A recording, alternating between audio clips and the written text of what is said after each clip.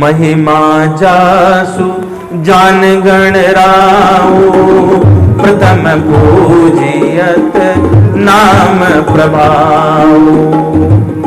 नाम का प्रभाव बता रहे हैं। भगवान जब भी आते हैं, भगवत गीता में हम लोग सुनते हैं, पढ़ते हैं, बिहार चोपड़ा जी बड़े कृपालु रहे हमारे ऊपर, बच्चों को सबको वो याद कराया।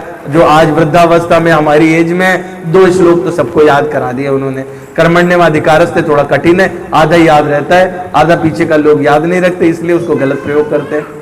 लेकिन 2 श्लोक तो सबको याद हो जाते हैं लगभग, मुझे लगता है।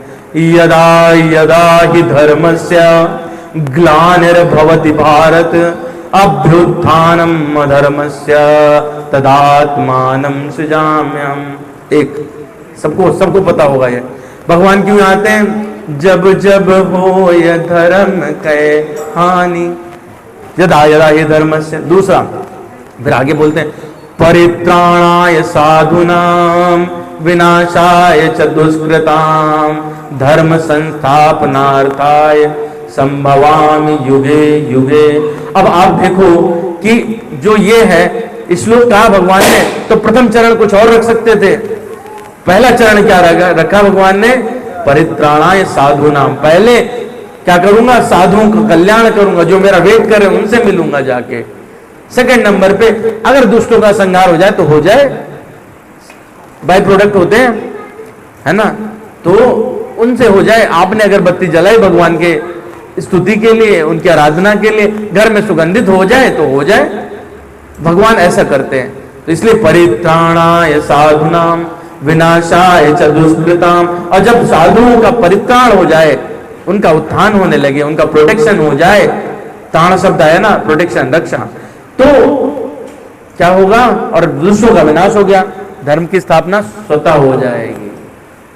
तो ये 3 हेतु भगवान ने प्रमुख बताए भगवत गीता के माध्यम से, जिसके कारण भगवान अवतार लेते हैं। कलयुग में भगवान से कैसे मिले साधु लोग, भगवान का कैसे अनुभव करें, तो वो एकमात्र तरीका वो गणेश जी ने इस माध्यम से बताया। महिमा जासु जान गण राओ, प्रथम पूजियत नाम प्रभाव। नाम वंदना पे बस 2-5 मिनट लूंगा और उसके बाद वाणी को विराम।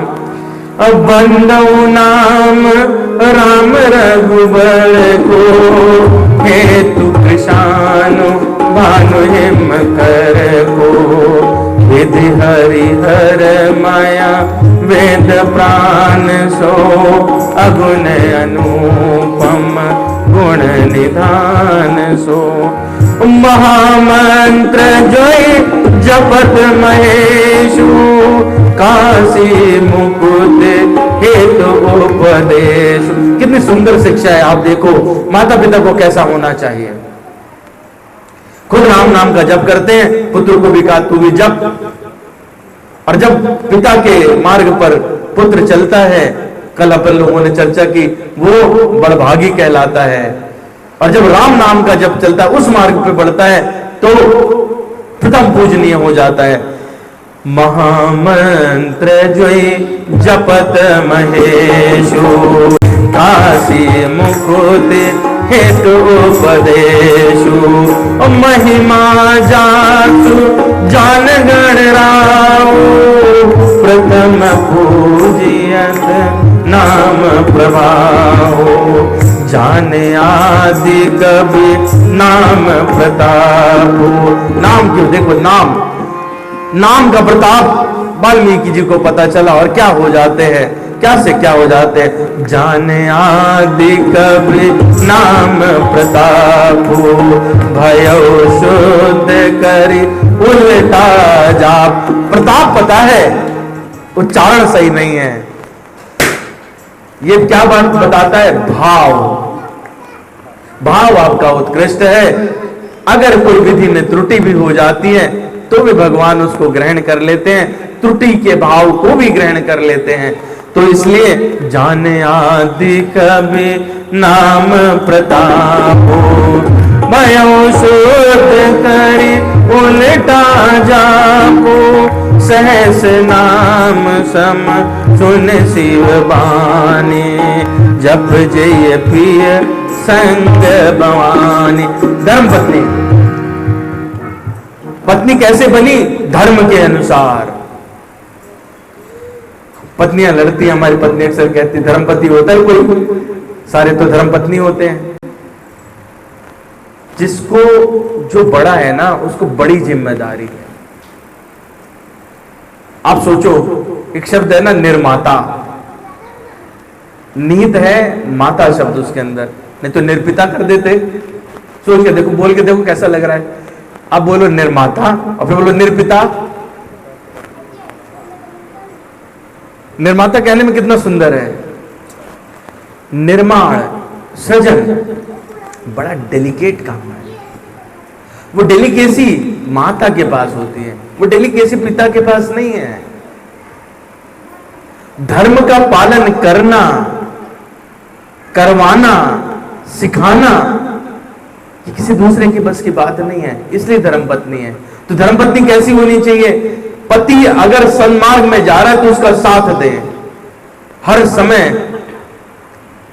तो मैं प्रणाम करता हूं उन सभी पत्नियों को जो अपने पति के सन्मार्ग में उनका साथ देती हैं और उनको और आगे बढ़ने के लिए प्रेरित करती हैं। तो भगवान शिव लगे थे नाम जप में, गणेश जी को सिखाया तू भी जप, और माता पार्वती भी लगी हैं और वो कहती हैं सहस नाम सम सुन शिववानी, जप जय पिया संग भवानी, हर से हेतु हरि हर ही को, किय भूषण तिय भूषण दे को, नाम प्रभाव जान सेवने को, काल कूट फल दीन अमी को।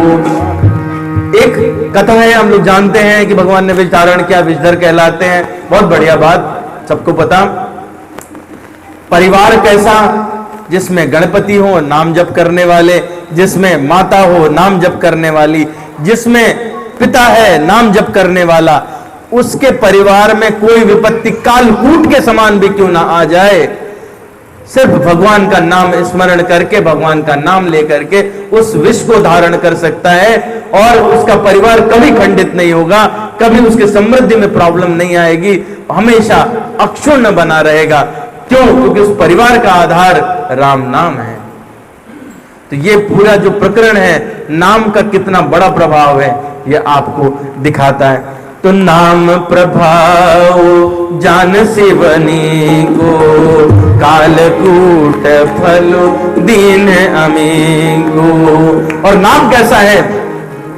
अब्बर सार तो रघुपति भगति और तुलसी साल सुदास, और राम नाम बर बरन जुग, श्रावण भादो मास।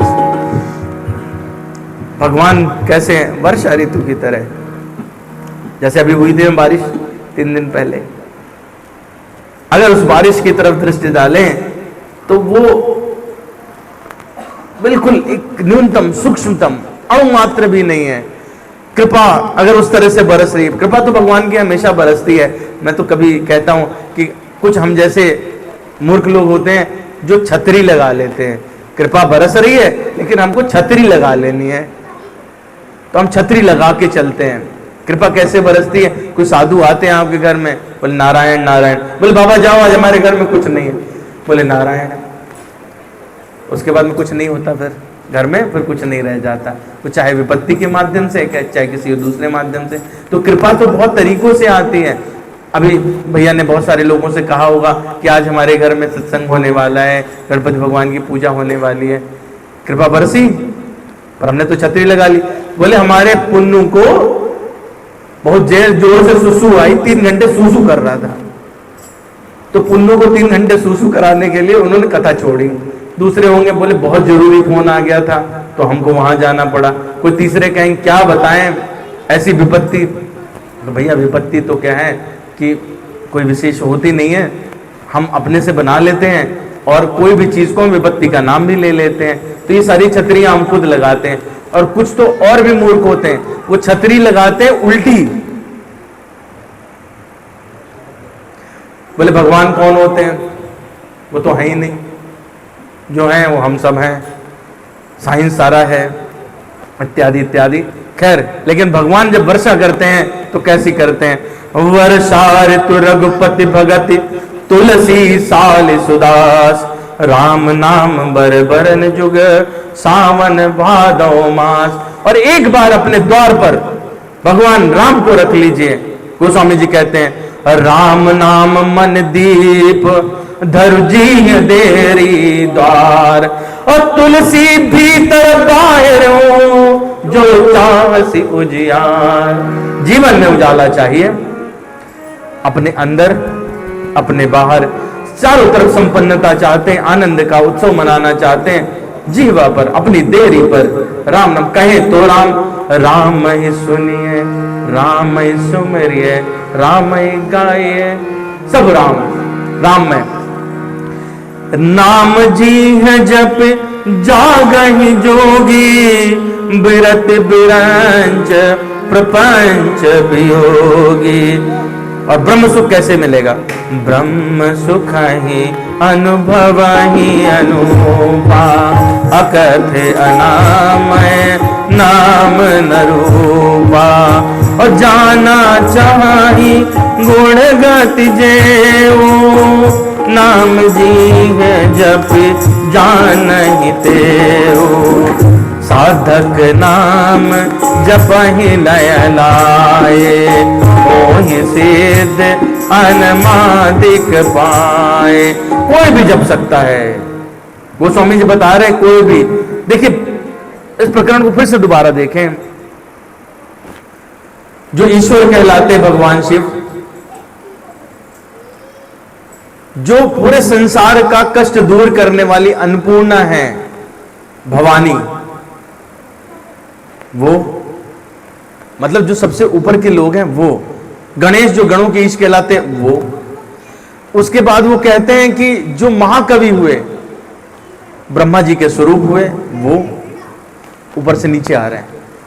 वर्षा गिर रही है तो साधक कोई है वो, तो कोई भी मतलब ऊपर की कैटेगरी से लेकर के नीचे की कैटेगरी तक कोई भी रहे, सबका कल्याण होने वाला है। कोई भी व्यक्ति ऐसा नहीं है जिसमें पात्रता ना हो कि वो नाम ना ले सके एक, और जो नाम लेता है उसके जीवन में कल्याण निश्चित है। गोस्वामी जी नाम वंदना के माध्यम से यही बात बताना चाहते हैं। तो कह रहे हैं कि अगर कोई व्यक्ति बहुत कष्ट में भी है, नाम जपहि नाम जन आरत भारी, मिटहि कुसंकट होहि सुखारी। फिर बता रहे राम भगत जग चारि प्रकारा, सुकृति चारु अनघ उदारा, चहु चतुर कहूँ नाम आधारा, ज्ञानी प्रभु विशेष प्यार।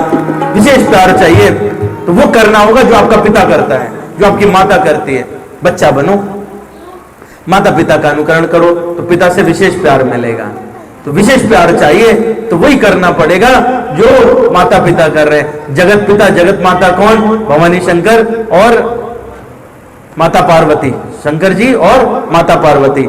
इसलिए कह रहे हैं राम भगत जग चारि प्रकारा, सुकृति चार्यो अनघ उदारा, चहु चतुर कह नाम आधारा, ज्ञानी प्रभु विशेष प्यारा, चाहु जुग चाहु श्रुति नाम प्रभाव, कल विशेष नहीं आन उपाओ।